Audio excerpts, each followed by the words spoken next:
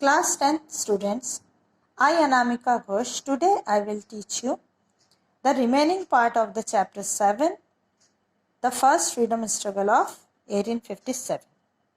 The reasons for failure of freedom struggle. The struggle of 1857 did not bring about positive outcome, but it proved to be a milestone in gaining the freedom. This revolt did not receive success in full measures because of, ये जो freedom struggle था वह भले ही fail हो गया हो, लेकिन ये हमारे आगे के जो फ्रीडम स्ट्रगल्स था उसके लिए एक माइलस्टोन साबित हुआ. Lack of unity and organisation. The chief cause of failure of first war of freedom was lack of unity and organized efforts. Neither was there a proper planning for the revolt nor any concrete program. मजबूत इरादे तो उनके बहुत मजबूत थे, लेकिन planning उतनी अच्छी नहीं थी. हमारे सोल्जर्स ने अचानक ही डिसाइड किया कि हम इनका विरोध करेंगे, तो हमारे पास एक प्रॉपर प्लानिंग इस रिवॉल्यूशन में नहीं थी. Lack of leadership. One of the main reasons of failure was lack of powerful leadership. हमारे बहादुर शाह जफर जो लास्ट मुगल थे वह बहादुर तो थे, लेकिन वह एजेड हो गए थे, वृद्ध हो गए थे, और उन्होंने एक जोश भरा लीडरशिप प्रस्तुत नहीं किया.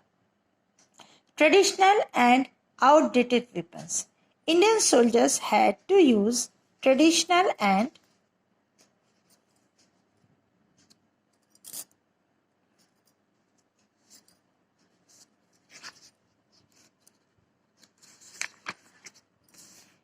outdated weapons like sword, bow, and arrow, spear, barcha, unlike the British soldiers who had a modern and sophisticated weapons with the big artillery.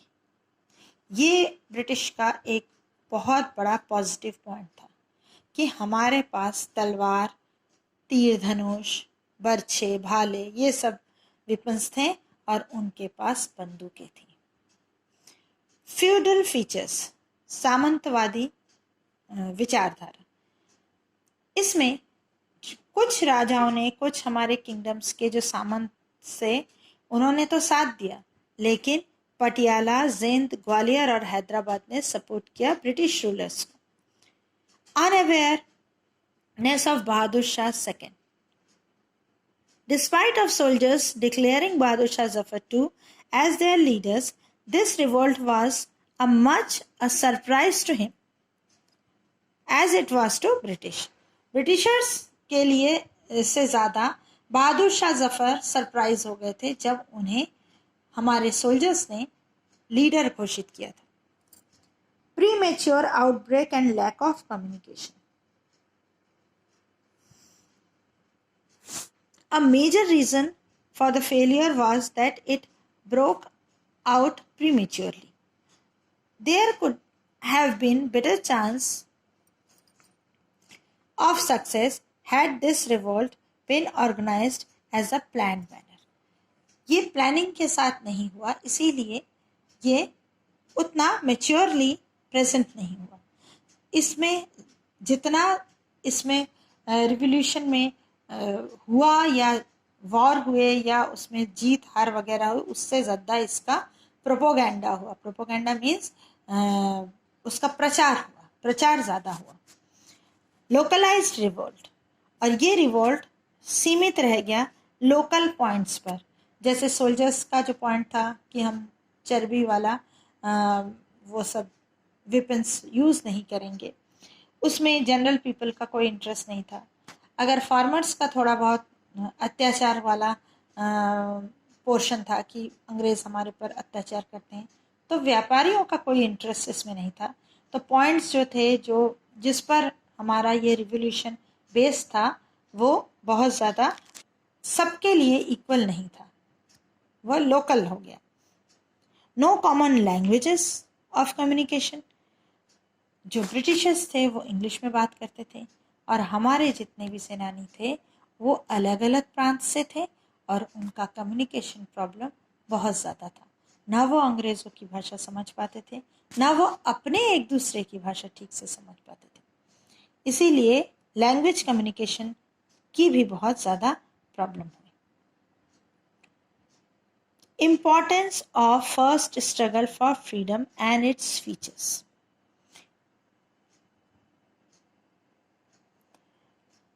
The revolt was eventually crushed by the Governor General Lord Canning, but it dealt a severe blow to them. Consequently, British government had to introduce many administrative changes. These changes brought about many transformations in Indian society, economy, and governance.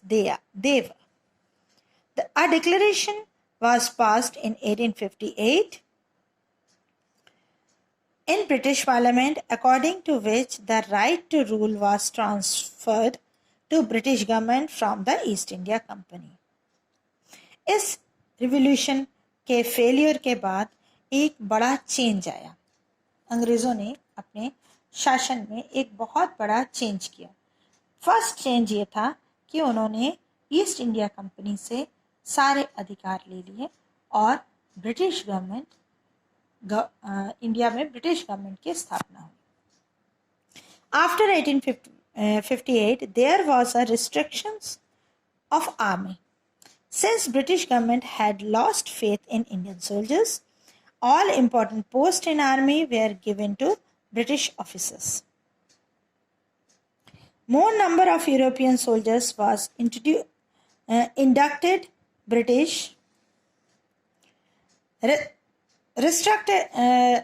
restructured the Indian army with the policy of divide and rule.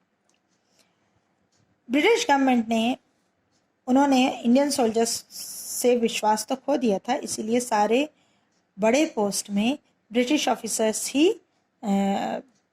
उनको स्थापित किया गया, उनको post दी गई और जितने भी हमारे इंडियन सोल्जर्स थे उसके बीच भी उन्होंने divide and rule policy means Hindu and Muslim के बीच जो डिवीजन है उसको बढ़ाना शुरू किया.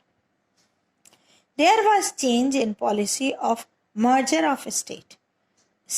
जो राज्य वो ले लेते थे, किंगडम्स जो अपने में शामिल कर लेते थे, मर्ज कर लेते थे, उसके भी रूल्स उन्होंने चेंज किए. Adoption of successor was recognised. अब आप जो रानी ऑफ झांसी हो गए, नाना साहब हो गए, उनके लिए जो रूल्स उन्होंने डॉक्ट्रिन ऑफ लैप्स यूज़ किया था वो उन्होंने हटा दिया. अब एडॉप्शन रिकॉग्नाइज्ड हो गया.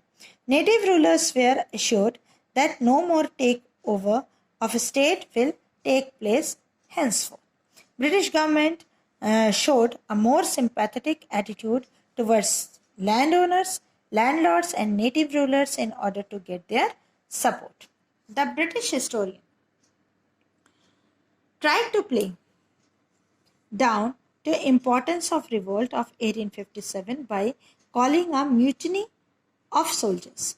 The famous revolutionary and thinker Vinayak Damodar Savarkar called the event of 1857 as the first struggle for freedom and wrote a book with the same title. British historians ने इस पूरे स्ट्रगल को उन्होंने सैनिकों का विरोध नाम से अपने बुक्स में या अपने हिस्ट्री में लिखा कि इंडिया में सैनिकों ने विरोध किया था, म्यूटिनी ऑफ सोल्जर्स. लेकिन हमारे हिस्टोरियन विनायक दामोदर सावरकर ने इसका नाम फर्स्ट फ्रीडम स्ट्रगल ऑफ 1857 रखा. The first struggle for freedom was started on 10th May 1857 in Meerut between soldiers and their officers. But this is worth a note that a very next day soldiers marched towards Delhi and declared Bahadur Shah Zafar II as a symbolic emperor of India. This was a struggle of independence which was not fought between the soldiers and their officers but between two political powers. इसीलिए इसको first freedom struggle कहा गया. क्योंकि ये दो political powers के बीच लड़ाई हुई थी, सोल्जर्स और ब्रिटिशर्स के बीच में नहीं।